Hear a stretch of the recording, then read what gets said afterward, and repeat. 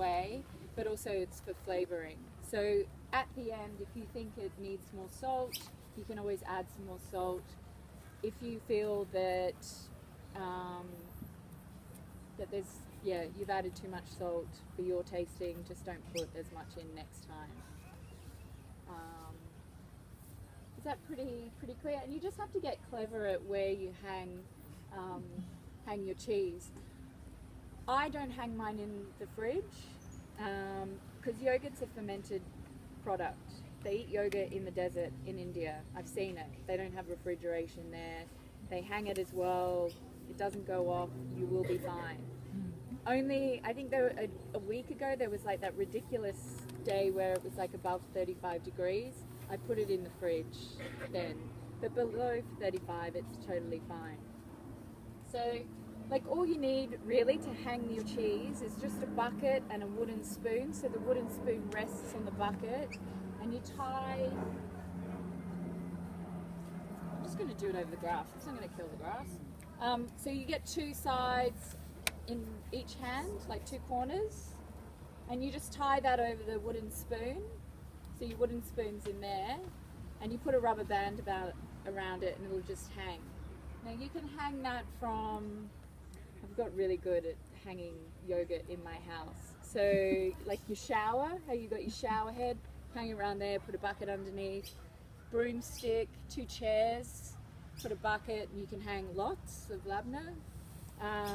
Like over your sink, tap. I've got cupboard doors where you can hang a coat hanger upside down and you just flip the hook around. Just get, you know, creative. So when you hang it, again, depending on the weather, I usually do 6 to 8 hours for a lovely spreadable cheese that you can have on crackers. But if you want to roll it into balls to preserve in oil, you want to hang it for around 12 to 15 hours. And then, so the longer you hang it, the more whey that's going to come out and the more dry it's going to be. And you want it drier because it makes it easier to roll into those balls. What you can do once you've unwrapped it as well is you can flavour the labna. So sweet or savoury, totally up to you. I've done like garlic before and had a garlic labna. Shaved horseradish is really nice. You can mix herbs through the labna as well. At Christmas time I make a really lovely dip with labna, which is labna smoked trout, dill, preserved lemon and a bit of salt and pepper.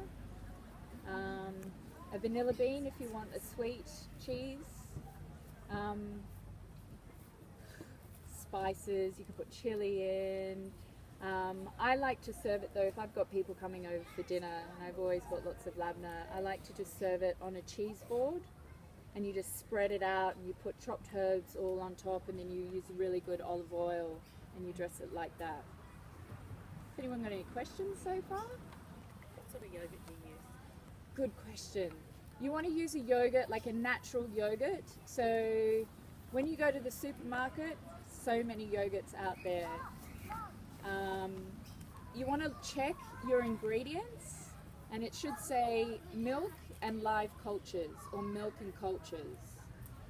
Lots of yogurts these days, they use milk powder to thicken the yogurt because we've got really accustomed to this Greek style yogurt. And so they use like all sorts of things, gelatin to thicken it, milk powder, but there are about, I don't know, a handful, maybe a few more of producers of yogurt that is just like a natural hot set yogurt. So all they use, like what I use to make my yogurt, is just milk, and I buy these little freeze-dried cultures and I use that, and it's just a natural product. Now you can use, like there are goat's milk yogurts out there, you can use that, sheep's milk yogurts as well. And what do you do with the leftover whey? I'm going to talk about that just a little bit later, but great question. Would you like to, we've got so many people, actually we might do it after. Okay. I think after, if you want to try the labna, you should come up and we can have a little chat. Okay, now because Christmas is coming up, it's just around the corner. I don't want to say it's not, I hate 9 weeks. However, Labna, the Labna balls in oil, if you make this and give it as Christmas presents, your friends will love you. It's a technique that I'm going to show you for marinating labna. You can also use if you buy feta, and then you can marinate the feta in the olive oil as well. So like I said, with your, here's one I prepared earlier. So you can see that's really lovely and thick. It's like a, you know, when you get a box of Philly cream cheese. So